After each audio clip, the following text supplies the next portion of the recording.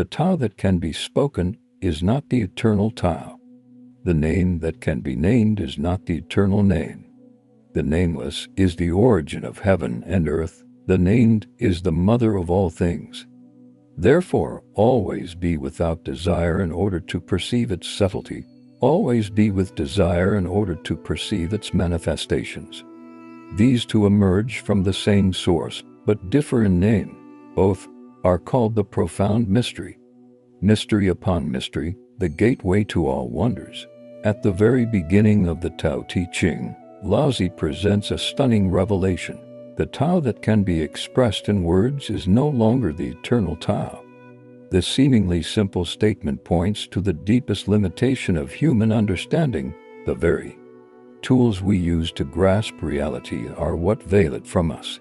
When Laozi says, "The Tao that can be spoken is not the constant Tao," he is not playing with words, but revealing a profound truth. Language and concepts are inherently divisive. The moment we give something a name, we separate it from the whole, draw a boundary around it, and define it. Yet the ultimate reality, what Laozi calls the Tao, has no boundaries. It cannot be contained by any concept. Just as you cannot scoop up the entire ocean with a single cup, you cannot fully describe the living, flowing truth with words. Laozi's questioning of language is not an invitation to abandon it, but a reminder to be aware of its limits. We too easily mistake the concept for the reality itself. When we say the word love, we think we are talking about love, but we are only referring to the idea of love, the direct experience of love.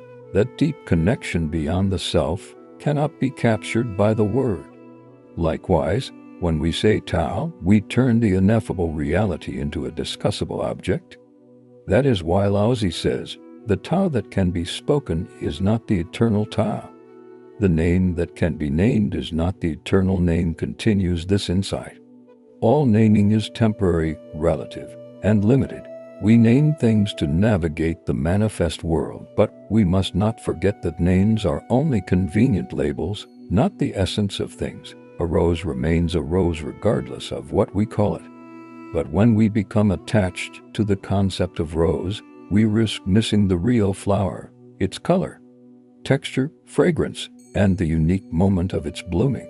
When Laozi says, "The nameless is the origin of heaven and earth, the named is the mother of all things," he is not describing two different realities, but two aspects of the same one.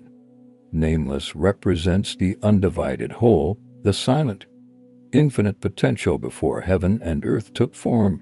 There is no you or me, no subject, object, no division of time and space. This is the beginning of heaven and earth, not a moment in time, but the foundation of existence itself. Named, on the other hand, represents manifestation, the infinite taking form as the world of diversity. Through naming and distinction, the many forms of life emerge. Thus, the named is the mother of all things. Yet these two are not separate. The nameless Tao never ceases to be. It expresses itself through every named thing, every flower, every drop of water. Every person is a reflection of that boundless totality.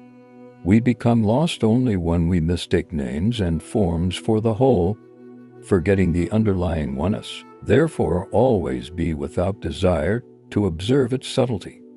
Always be with desire to observe its manifestations. Here Laozi offers two modes of perception. Without desire does not mean a lack of vitality or interest in life, but the release of possessive, grasping desire.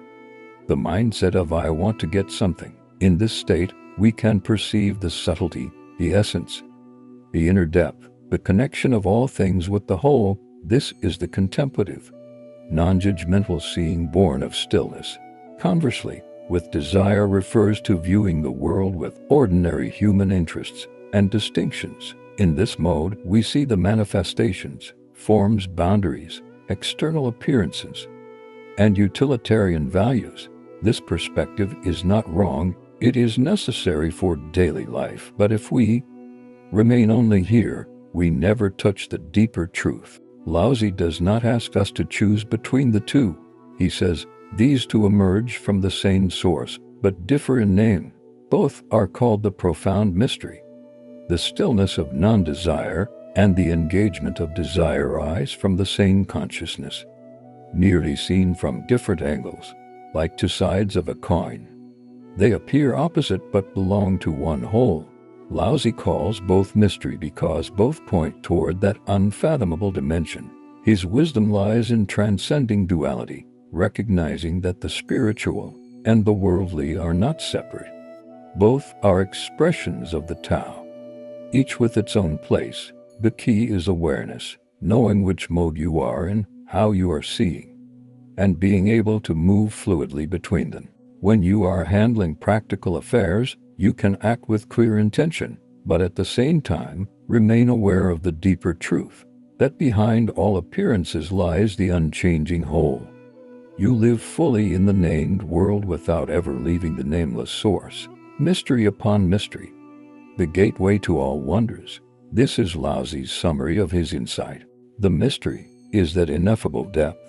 When we begin to understand that the Tao that can be spoken is not the eternal Tao, we enter the first level of mystery, recognizing the limits of concepts. But mystery upon mystery points further. When we even let go of our attachment to the mysterious itself, when we cease trying to understand the ungraspable and simply rest in pure being, we enter a deeper mystery still. This is the gateway to all wonders. The metaphor of a gate is exquisite. A gate is not the destination but the passage. The Tao Te Ching does not give you answers. It opens a door for you to directly experience the unspeakable truth.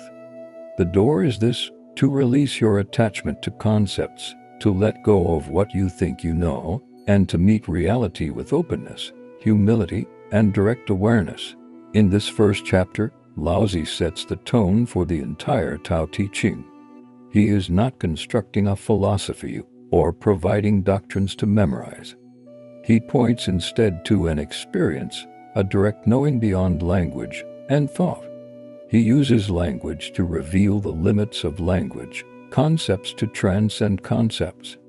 It is a teaching of subtle genius, like a finger pointing to the moon. What matters is not the finger, but the direction it points.